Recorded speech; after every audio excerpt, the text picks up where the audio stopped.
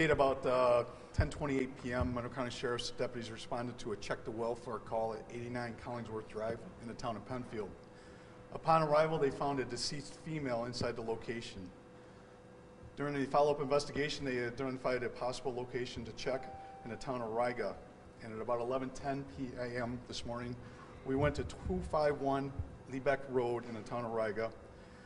While they were checking that location, they found a lady inside, an elderly lady that had a wound to her head, a serious physical injury wound, but she was alive. She was transported to Strong Memorial Hospital in critical condition.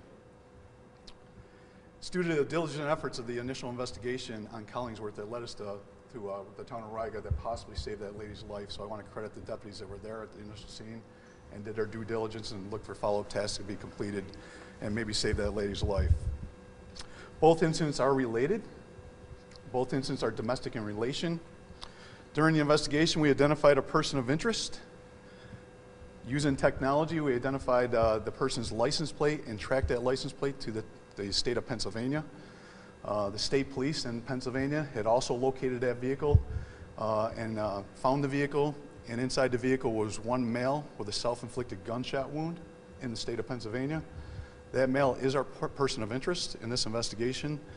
At this time, we're not going to release the names of either victim here in Monroe County or the person of interest in the state of Pennsylvania due to us failing to notify all the family members at this time, but we are working diligently on that, and hopefully we'll get you all the involved names later on.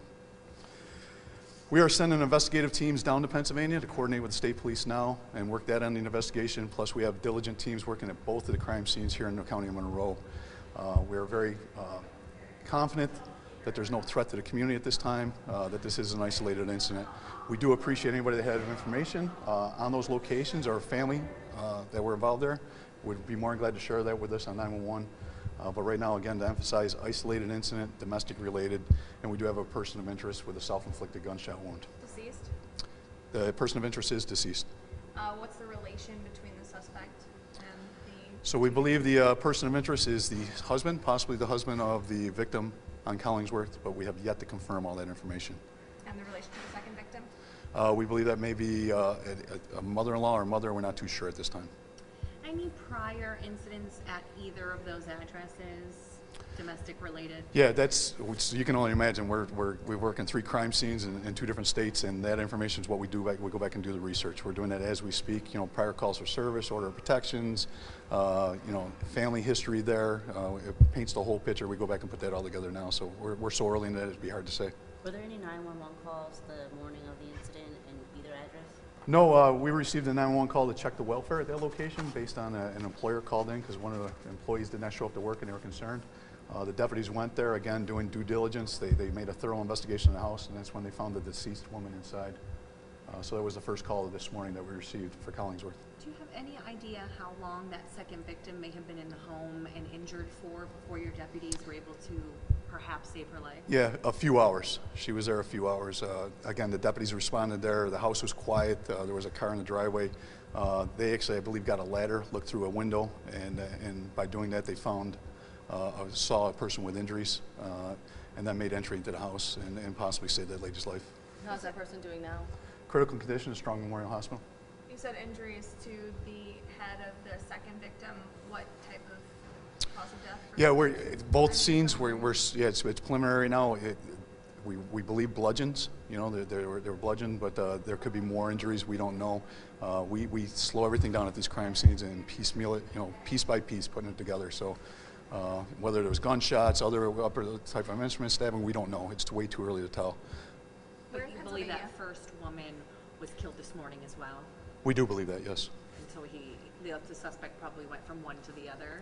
Yeah, and we have to piece together the time frame, what occurred first. You know, we have a hypothesis that we're working through right now, but we always go where the evidence leads us. So as we put together videotapes, cell phone information, all this information comes together and paints the picture of what occurred for us. It'll take days to piece all that together. Any weapons recovered or anything of that nature you can explain right now? There was a weapon that recovered in the vehicle in Pennsylvania. It was a handgun. Where in Pennsylvania? I don't have that information, Chief. We don't have it with us at the moment. It's near the Erie border, past Buffalo. Do you believe the suspect just got in the car and started driving or had some sort of connection down there?